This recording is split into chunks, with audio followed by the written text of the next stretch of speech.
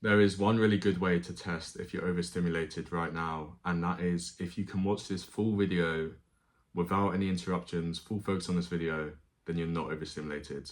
But for the vast majority of everyone, you're overstimulated because of TikTok, Instagram Reels, YouTube Shorts.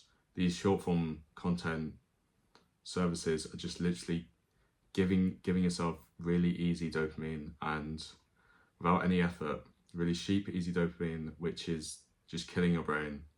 So today I'll talk about how this doesn't necessarily mean you're lazy, but since you can actually undo this and learn and unwind and learn how to actually focus again, which will long term bring you greater pleasure as you want to search for more sources of slow dopamine, and that's what I'll just get into today. So firstly, to really test if you are overstimulated, there's a couple habits a lot of people have, so don't feel ashamed if you have them. Actually, everyone suffers from them nowadays, but you can fix it. And I know a lot of people will relate to scrolling all day. If they try and pick up a habit like reading, which is really popular on self-improvement YouTube, they feel exhausted by reading, they feel really bored even though if it's interesting, etc. They're even exhausted from relaxing, which is crazy because it doesn't really make sense, kind of paradoxical. You can't be exhausted from relaxing, they're the opposite, but it does happen if you're overstimulated. And the real bottom line is that everyone is overstimulated these days because of a lot of reasons, but this doesn't necessarily mean you are lazy, because you can undo this, as I said before.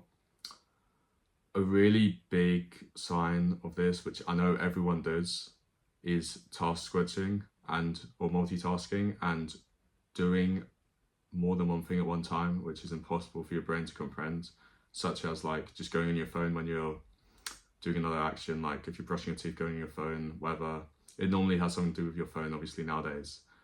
But this is so unhealthy for you if you're multitasking in general, if you do it a lot, if you're doing two things at once, because people do this because they think they're saving time, when in reality, if you fully focus on one thing, for most people, you'll gain way more if you just fully focus on it, then rather than have two different things going on at once, you won't learn anything from either of them.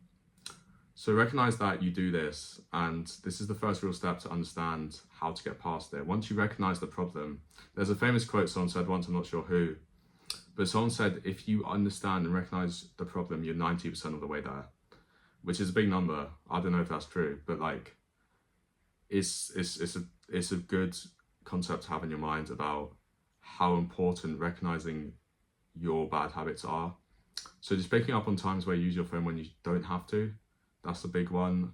Doesn't have to be that, but recognizing these times and realizing that you are overstimulated, and you can admit it, and it's fine because everyone else is as well. You want to first be able to admit this. So the second part of this video is about why does this happen? And I feel like a lot of people know what dopamine is, but it's basically the reward chemical in your brain. And the problem with short form content is that it basically hijacks this and gives you so much dopamine for so much less effort, when in reality you'll gain so much more pleasure from friction and from actually working for this dopamine. And you all know the methods to do this. Like, for example, like I said before, reading is a big one where you will gain so much more long-term pleasure from getting through the friction and doing the hard work of reading, rather than scrolling on your phone and just keep scrolling to learn stuff. You'll learn so much more from reading, and you'll gain more pleasure from reading. So that's the reason why you're overstimulated, mainly because of these short form content, which is just like everywhere online nowadays. So realize this, and realize that this is unhealthy for you, and you can restrict it, and this will benefit you so much more. And realize that the boring part is what you really want to strive for, which sounds counterintuitive because no one ever wants to be bored, but there is use in being bored, and there is use in the boring part of the task. And remembering that boredom, if you frame your mind in a way where you remember that boredom is a sign that you're learning, this is just so powerful for anything you do, anything which requires hard work. Realizing that this is a sign you should keep going. Well, obviously not all the time, but most of the time, this will be useful to you. So third part, actual methods to cut this out of your life. And this is what everyone wants to hear. And this is what's going to be useful to you. If you actually implement these in your life, I promise you, your life will change for the best. So firstly, you've identified that it is your phone most of the time that is causing this. And how do you stop that? You identify the times in which where you use your phone when you shouldn't be using it. Let's say it's with a friend or something. It's when you're talking to people, you use your phone. You don't have to. And keeping reminders of yourself to be like, why am I taking out my phone while I'm talking to someone? Just remember that. So powerful. It might be at times of the day, like for me, it's in the morning. If you wake up and go on your phone first thing in the morning, that's so unhealthy. And obviously there's obvious ways to cut that out. Just don't have your phone in your room. Like invest in an alarm clock. You've heard it all before. Get an alarm clock instead. Put your phone somewhere else. Put your phone outside the room, other side of the room. It doesn't matter. Just identify these times where you're distracted and you don't have to be. Also, like I've said before, reading is a really good habit to get into, not only to learn stuff, but also to really cultivate slower dopamine and lower stimulation like types of activities. That obviously really helps. And honestly, just it all relates back to instant gratification and holding out for more long-term gratification you can get from these lower stimulating habits which build up over time.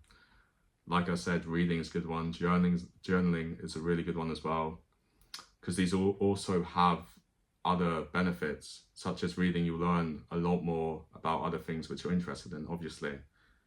And also journaling, you would learn a lot more about yourself, which is obviously really beneficial if you're on self-improvement. So yeah, I would say, firstly, identify these times when you use your phone, cut these times out. And this can be done by changing your environment, which basically means just making it less easy for you to access your phone in these cases. So invest in an alarm clock, do whatever you need to do. And another one is just start a low stimulating activity, hobby.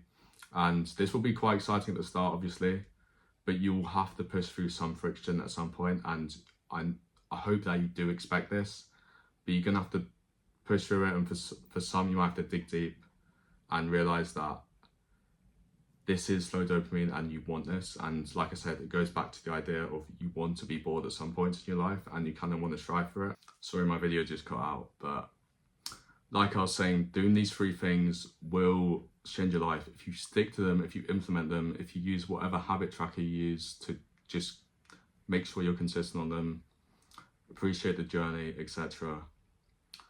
So just implement these things, tell me how it goes. Hope you learned something today and subscribe for more videos like this. Thank you.